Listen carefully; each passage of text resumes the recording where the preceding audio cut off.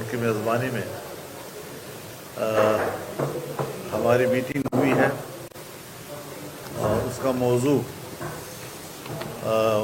مجوزہ جو آئینی ترمیمی بل ہے اس کو ہم نے ڈسکس کرنا تھا.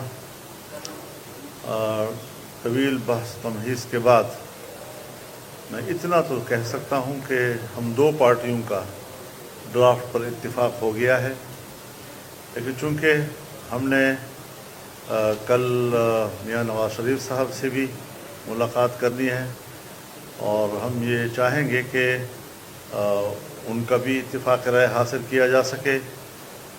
پھر اسلام آباد میں پی ٹی آئی کی قیادت سے بھی ملاقات کروں گا, ان کے ساتھ بھی میرا رابطہ ہے اور ہماری یہ کوشش ہوگی کہ اس بل میں اس طرح کا اتفاق رائے پیدا کیا جائے کہ اسے ایک متفقہ آئینی ترمیم سمجھا جائے. اور اس کے لیے جو دلچسپی جناب بلاول بھٹو صاحب نے اور ان کی پارٹی نے, ان کی ٹیم نے دکھائی ہے, میں اس پر ان کا دل کی گہرائیوں سے شکر گزار ہوں. بڑی سنجیدہ گفتگو ہوئی ہے آج اور اتفاق رائے تک پہنچنے میں بلاول صاحب کا بہت بڑا کردار ہے. میں پھر شکریہ ادا کرتا ہوں. بسم اللہ الرحمن الرحیم.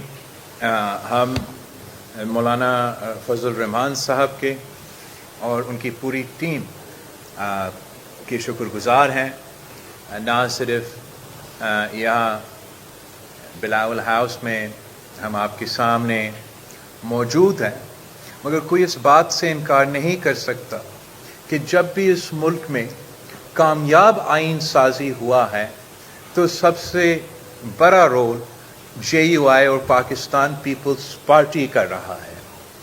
آج میں سمجھتا ہوں کہ ہم نے جس اتفاق رائے پہ پہنچے ہیں, جس کنسنسس پہ پہنچے ہیں پاکستان پیپلز پارٹی اور جے یو آئی نے, اس اتفاق رائے کے نتیجے میں مزید اتفاق رائے بنانے کی ضرورت ہے.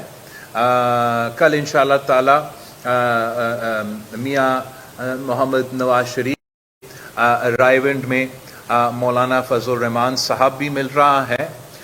ہمیں بھی کھانا کا دعوت دیا گیا ہے اور ہمارا کوشش یہ ہوگا کہ جو آج پاکستان پیپلز پارٹی اور جے یو آئی کا کنسنسس بنا ہے وہ کنسنسس کل J U I, Pakistan Peoples Party اور مسلم لیگ نواز کے کنسنسس ہمارے اس کنسنسس میں تبدیل ہو جائے گا.